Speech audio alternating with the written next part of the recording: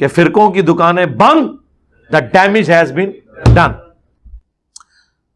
علی بھائی آپ نے نماز کا طریقہ اور ویڈیو دیکھی جس میں آپ نے سجدے کے درمیان اپنے ہاتھوں کو کانوں تک اٹھائے ہیں, جبکہ بخاری شریف میں یہ میں نے اس میں ہی بتایا میرے بھائی دونوں طرح موجود ہے. کندھے کی سیدھ میں بھی رکھ سکتے ہیں, کانوں کی سیدھ میں بھی رکھ سکتے ہیں, انگلیاں جوڑ کے بھی رکھ سکتے ہیں, کچھ تابعین سے ثابت ہے, نارمل بھی رکھ سکتے ہیں. یہ میں نے اس کی پوری تمہید میں بتایا, ٹھیک ہے, لہذا اس میں کوئی مسئلہ نہیں ہے. رہ گیا رفع الیدین کرنا, اور یہ کہہ رہے ہیں کہ بخاری میں کہ عبداللہ بن عمر کہتے ہیں کہ نبی علیہ السلام سجدوں کے درمیان نہیں اٹھاتے تھے.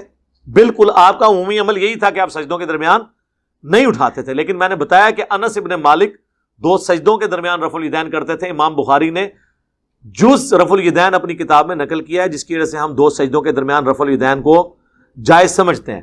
جب کوئی صحابی کہنا کہ یہ نبی علیہ السلام یہ عمل نہیں کرتے تھے, تو اس سے مراد یہ ہوتا ہے کہ عموماً یہ نہیں کرتے تھے. این ممکن ہے کہ بعض اوقات وہ عمل اس طریقے سے کرتے ہوں. ہاں اگر کہیں اور رپورٹ نہ ہو پھر آپ کیٹاگوریکل, جس طرح نبی علیہ السلام کا عمومی عمل آہستہ آواز میں جنازہ ہے, لیکن صحیح بخاری میں عبداللہ ابن عباس نے بلند آواز سے سورہ فاتحہ پڑھی جنازے میں, اور کہا کہ میں بتانا چاہتا ہوں کہ یہ بھی سنت ہے. تو دونوں طریقے سنت ہے, ہاتھ چھوڑ کے بھی نماز سنت, ہاتھ باندھ کے بھی. لیکن بیسک سٹرکچر نماز کی پوری دنیا میں آج بھی ایک ہے. دنیا کا ہر مسلمان, حنفی, شافعی, مالکی, حنبلی, اثنا عشری, زیدیہ, کوئی بھی ہو, قیام کرتے ہیں, قیام میں سورہ فاتحہ اور سورت ملاتے ہیں یا کوئی حصہ قرآن کا, اس کے بعد رکوع کرتے ہیں, رکوع کے بعد سیدھا کھڑے ہوتے ہیں, ہر رکعت میں 2 سجدے کرتے ہیں, 2 سجدوں کے درمیان بیٹھتے ہیں, ہر 2 رکعتوں کے بعد بیٹھتے ہیں, اور ہر 4 رکعت کے بعد نماز کو مکمل کرتے ہیں. وہ چاہے ایسے کر کے کریں ایسے کر کے کریں, وہ خروج بالسنعی ہی ہے, نماز سے الگ ہونا. بیسک سٹرکچر ایک ہے, اسی وجہ سے آپ ایک دوسرے کے پیچھے نماز پڑھ سکتے ہیں. ورنہ اگر حنفیوں کے رکوع کا وقت آئے اور اس وقت شوافے کے سجدے کا وقت آ جائے تو ایک دوسرے کے پیچھے نماز ہی نہ پڑھ سکیں. شیعہ کے سجدے کا وقت آئے اور ہمارے رکوع کا وقت آ جائے تو ہم ایک دوسرے کے پیچھے نماز نہیں پڑھ سکتے. تو ڈاکٹر اسرار صاحب کہتے ہیں میں جامعہ الازہر مصر میں تھا تو وہاں مجھے حکمت سمجھ آئی. کہتے ہیں میں نے چھت پہ کھڑے ہو کے دیکھا, وہاں تو سارے فقہوں کے لوگ ایک ہی جگہ ہے نا, ویسے مینجمنٹ تو حنفیوں کے پاس ہے لیکن سارے اپنے اپنے طریقے سے نماز پڑھتے ہیں. کہتے ہیں میں نے چھت سے جب ان کو نماز پڑھتے ہوئے دیکھا تو مجھے اس دن حکمت سمجھ آئی کہ کوئی رفع دین کر رہا ہے, کوئی نہیں کر رہا, کسی نے ہاتھ باندھے ہیں, کسی نے چھوڑے ہوئے ہیں, لیکن سارے ایک امام کے پیچھے ہیں.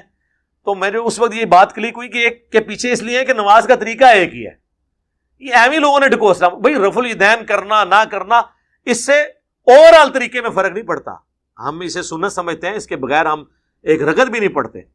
لیکن بیسک سٹرکچر مولانا اسحاق نے بڑی پیاری سمجھائی تھی کہ ایک بندہ ہے جس کے اعضاء سلامت ہیں اور ایک بندہ ہے جس کا ہاتھ ٹوٹا ہوا ہے, لیکن اس کو بھی بندہ ہی مانا جائے گا. ایک لنگڑا ہے, اب یہ تو نہیں کہا جائے گا اس کی ٹانگ ٹوٹ گئی ہے تو اب یہ انسان ہی نہیں ہے.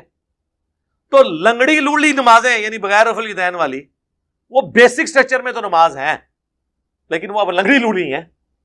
اس لیے احمد بن حنبل کا فتویٰ ہے, جب ان سے پوچھا گیا کہ اگر کوئی رفع الیدین نہ کرے تو آپ کے خیال میں اس کی نماز ہو جاتی ہے, انہوں نے کہا مجھے نہیں پتا ہوتی ہے نہیں ہوتی, بہرحال طریقہ یہی ہے. ویل لیفٹ کر دیا.